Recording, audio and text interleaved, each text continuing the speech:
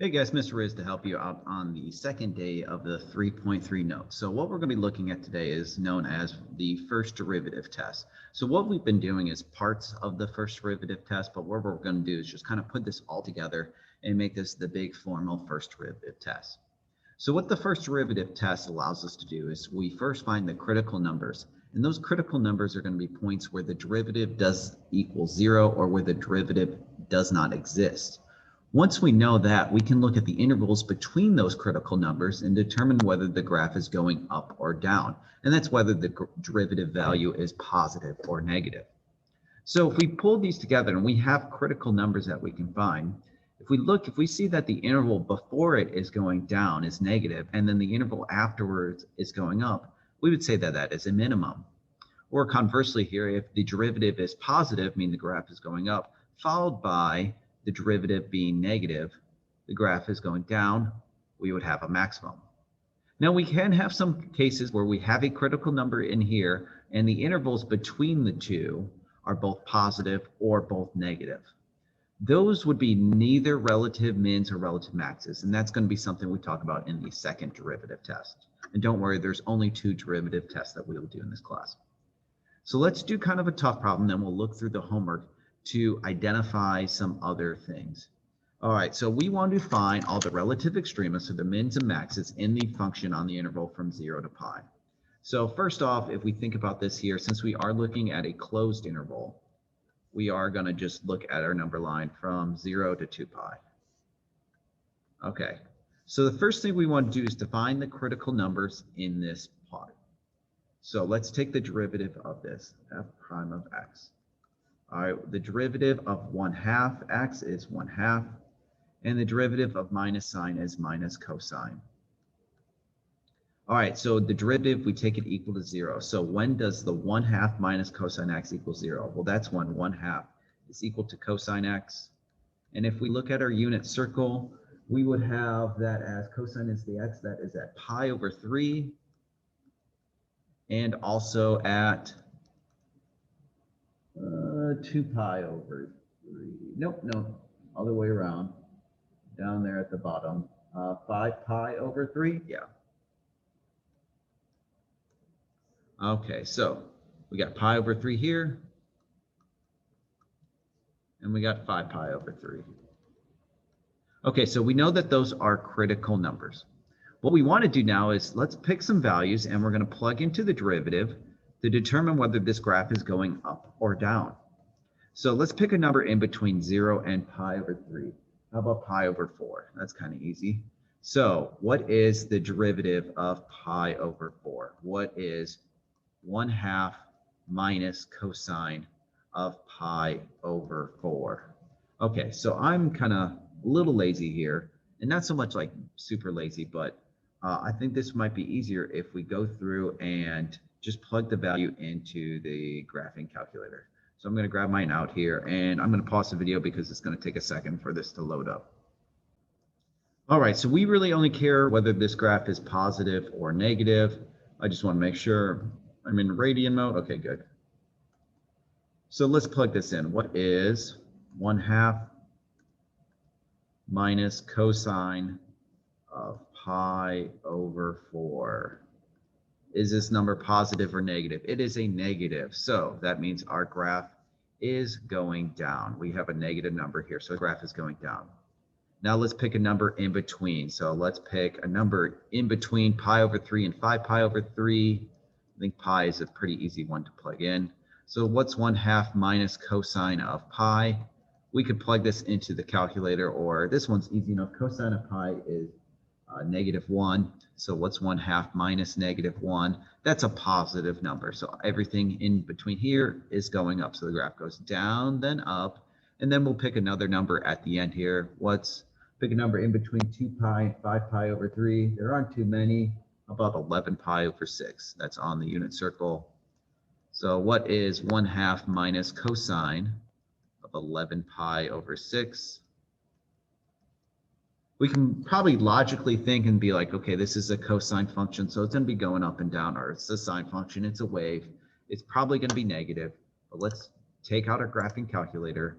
Let's double check that it is. So we got I'm going to kind of cheat here. All right, so what's 11 pi over, not times, divided by 6. Close the parenthesis, press enter. Is it positive or negative? It's negative. Okay, so there we go. It is negative. So what we have here is we have mins and maxes that we can determine. We got a function here that is going up, or is going down then up. So right here goes down then up. So we have a min here. And this graph goes up then switches to down. So that would be a max. So we should probably over here, our next, be specific and say exactly where our mins and maxes are at. And our min would be at, okay, pi over 3. And then to figure out its exact point, we'd have to plug it back into the original function. And say the max here would be 5 pi over 3, comma, and plug that back in. Now it's kind of messy, it's kind of crazy. And so this one doesn't work out as well. But you can see here, this is the worst that these problems get. So hopefully this wasn't too bad. What we're going to do next is we're going to go through a couple of the homework problems so you guys can see. We'll start out with some basic polynomials and then we'll add some difficulty to it. Okay, so homework, you guys got the next worksheet here, the next set of problems here. And so the same thing, you're going to do the first derivative test and then identify the relative extremas. And then we can use a graphing calculator to double check. Okay, so if we're going to go through problem 26, what we want to do is to identify the critical number. So we'll take the derivative here. So I guess we can make our number line here. And since there's no closed interval, we're going to go the whole gambit. We're going to take the derivative, x to the 4th power, right? Is that x to the 4th? I think that is. Would become 4x cubed. And then minus 32x becomes minus 32. And the plus 4 goes away. So we'll set that equal to 0. So we get, let's see, when does 4x cubed equal 32? And we divide. When does x cubed equal 8? And that's when x equals 2. So there is one critical number here at 2. Next thing we got to do is pick numbers to plug in the interval here, whether this is going up or going down. So we're going to take a number that is in between 2 and negative infinity. So an easy one would be like 0. We're going to plug it into the derivative. So when does 4 times 0 cubed minus 32? What is that number? Well, this would be 0 minus 32. That's negative 32. So we would have negative values here. The graph would be going down. All right, then pick a number bigger than 2. So a number bigger than 2, how about 3? So what's 4 times 3 cubed minus 32? All right, 3 cubed is 27. 4 times 27 is a lot, like 108. 108 minus, it's a lot, right? Some positive number. That's all we really care. We don't really actually care about the exact value. It's just a positive number. All right, so that means this graph goes down, then it goes up. And so that would tell us that at the point 2, that critical number at 2 would be a min. And so what we'll do specifically is say there is a minimum at the point 2, comma, and we'll plug 2 back into the original function. All right, what's f of 2? What's 2 to the 4th power minus 32 times 2 plus 4? Let's see, 2 to the 4th power is 2 times 2 to 8, 16 minus 64 plus 4. All right, 16 minus 64, is that like negative 48? Negative 48 is like negative 44. All right, and so there's problem 26. So just to double check this one here, we'll use a graphing calculator and we can see here, clear out the graph. This y equals, we'll type it in, it was x to the 4th minus 32x plus 4. All right, so it definitely seems like the graph goes down low there. I'm going to do second calc to find the minimum. We think it's at 2, so I'm going to say, okay, it's in between 1 and 3. Yeah, at 2.00, remember it rounds, we get negative 44. So we're able to do that work without using a graphing calculator. All right, let's try to do some scary ones here. Let's do problem 36 and then maybe problem 38, just to show you guys here. All right, so problem 36 here. Let's go through and first take the derivative. So we got our number line here. where does the derivative equal 0? And we have to do low d, high d, low. We got to do quotient rule here.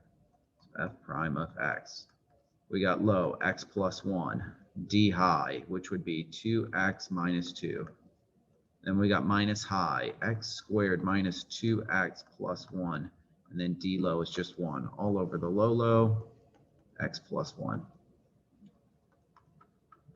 All right, so if we distribute this here, x times 2x is 2x squared minus 2 times x is 2x. Now distribute the 1 plus 2x and then minus 2. And then we got to distribute the 1 and the negative here, so this becomes minus x squared plus 2x minus 1. All over x plus 1, actually that should be squared, x plus 1 squared, low.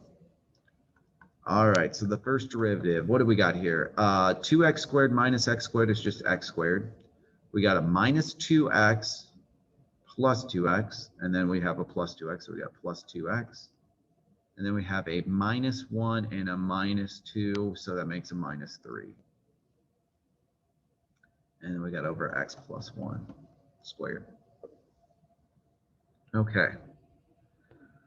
So let's see, we got to go through and actually got to do a couple things. So our critical numbers on this chart here would be when this derivative equals 0. So when does this equal 0? And also when does this derivative not exist? Since this is a fraction, we do have to worry about both parts. We would have the derivative equals 0 when the top equals 0. We also would have a problem when the denominator equals 0, because that's when it does not exist. So let's take care of the bottom part first, because that's easy. That's x plus 1 cannot equal 0, or x cannot equal negative 1. So that is a critical number, is negative 1. Let's factor the top to find the other critical numbers here. And we would have to factor this. We could use the quadratic formula, or we can think, okay, this would be x plus 3 times x minus 1. So we would have a critical number at negative 3 and a critical number at positive 1. So if we look at our number line here, critical number at negative 3, another critical number at negative 1, because that's where it cannot exist, and then another critical number, our third one, at positive 1. So we have 4 intervals here, and we need to determine whether the graph is going up or down. All right, so let's pick a number less than 3, and we're going to plug it into the derivative. So a number like negative 10.